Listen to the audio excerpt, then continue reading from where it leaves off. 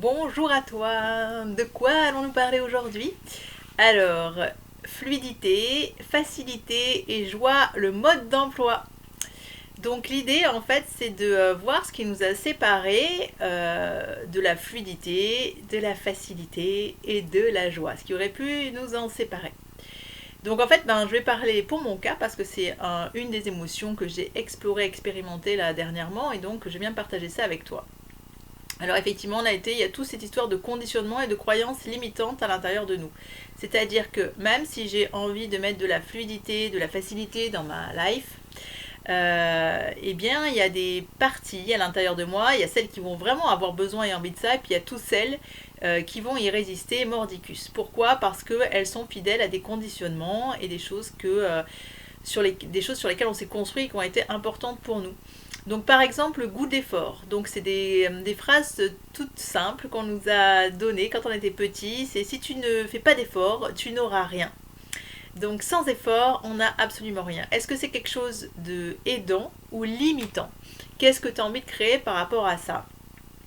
Et il y a aussi, donc moi j'ai noté hein, les croyances. Donc moi les croyances internes limitantes, c'est si tu veux y arriver, il faut fournir et faire les efforts.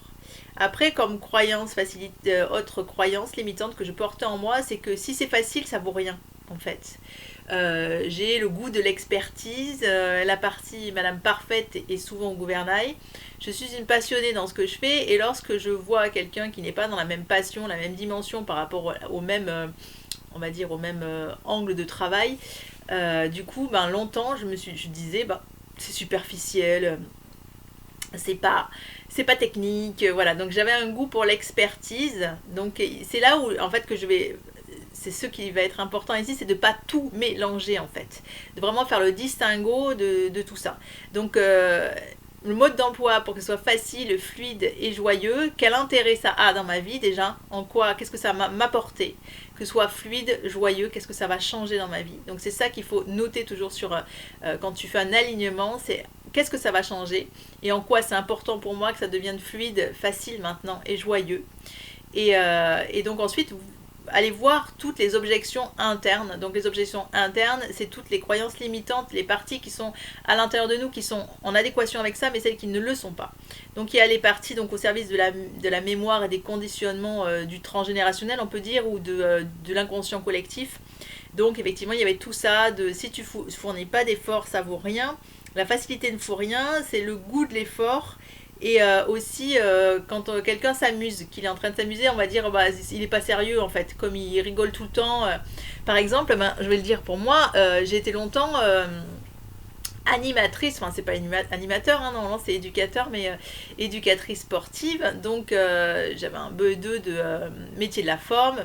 Et donc mon taf était effectivement de faire des chorégraphies, d'amener les gens à se dépasser au niveau physique autour de quelque chose de ludique en fait. Et donc quand les gens me demandaient mon travail et que je disais que j'étais prof de fitness, ils me disaient oui non mais sinon comme vrai métier, qu'est-ce que tu fais? En fait ce n'est pas considéré comme un vrai métier parce que j'avais la banane toute la journée et je rigolais toute la journée. Donc c'était pas possible que ce soit un vrai métier.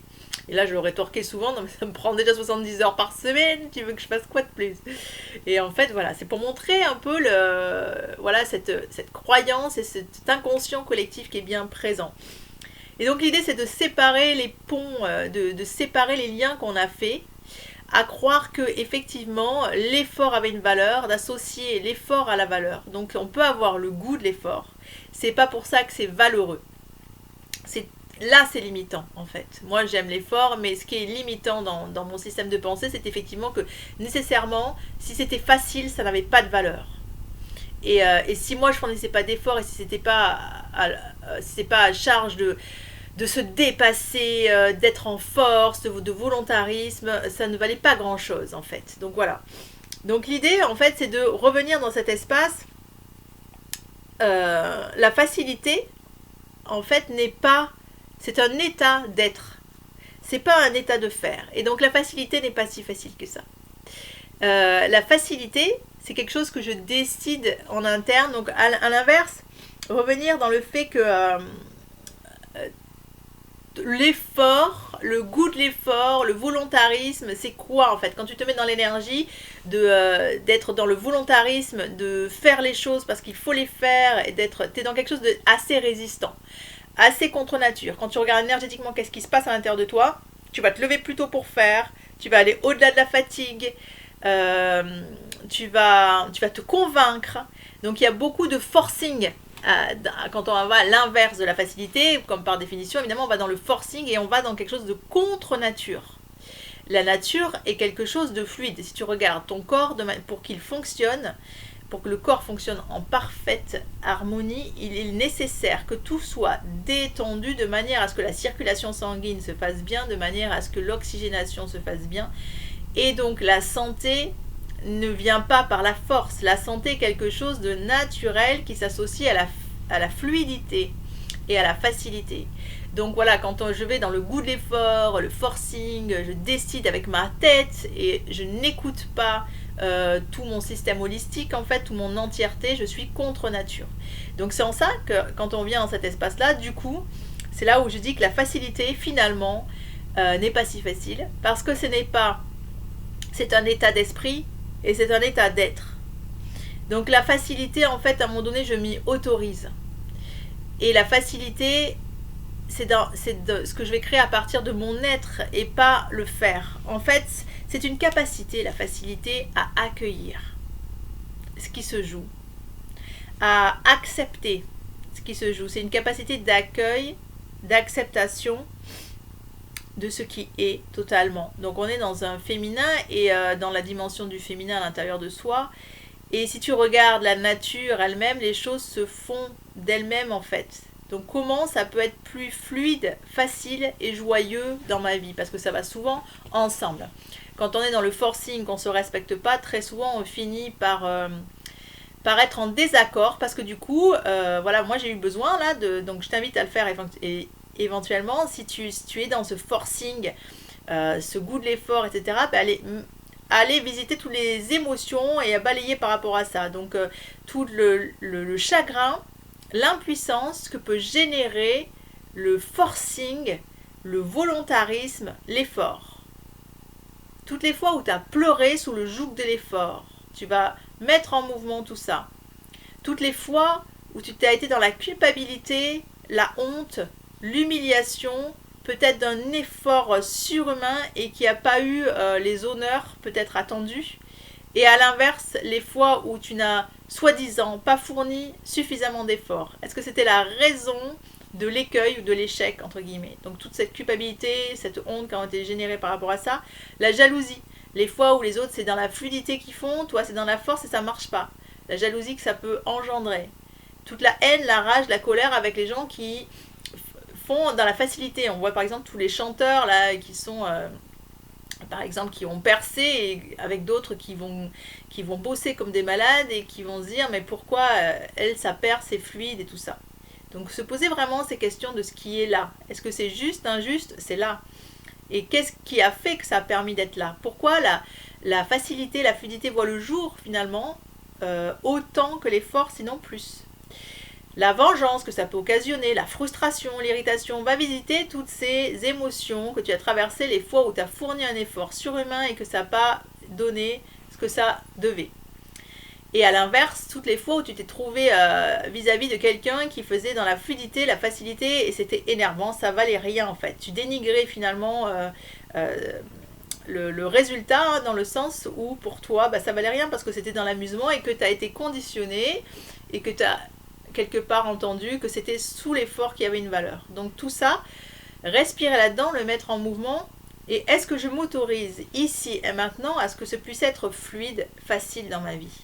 Et est-ce que pour autant, ça a moins de valeur? Donc l'idée c'est ça aujourd'hui, c'est nous créons à partir de nos pensées et nos croyances. Est-ce que c'est limitant ou c'est aidant de continuer à faire avec volontarisme, résistance? Est-ce que je ne peux pas mettre mon warrior, mon combattant intérieur au service de quelque chose de fluide? Et si je pouvais être, rayonner, offrir au monde mon unicité, ma rareté, ma richesse, en étant simplement. Et être simplement c'est se respecter. Être simplement, c'est aller dans le sens de la nature, du vivant. Être simplement, c'est cette dimension d'accueil, d'acceptation et de faire avec ce qui est. Est-ce que c'est facile tout ça? De s'aligner, d'accueillir, d'accepter, de s'aligner sur ça. Accueil, acceptation de ce qui est. Faire avec les éléments qui sont là, les empêchements et se dire et comment ça pourrait être plus fluide pour moi. Est-ce que je peux accueillir, accepter ce qui est, ce qui vient tourmenter ce qui était prévu et faire avec ça, à partir de là. Je te laisse avec ça et merci pour tes retours par rapport à ce thème. Donc, le mode d'emploi pour fluidité, facilité, joie, accueillir, accepter ce qui est, faire avec ce qu'on ressent dans le respect de son corps, de sa propre nature intérieure. Plus je me respecte, plus l'univers me donne des occasions de me respecter.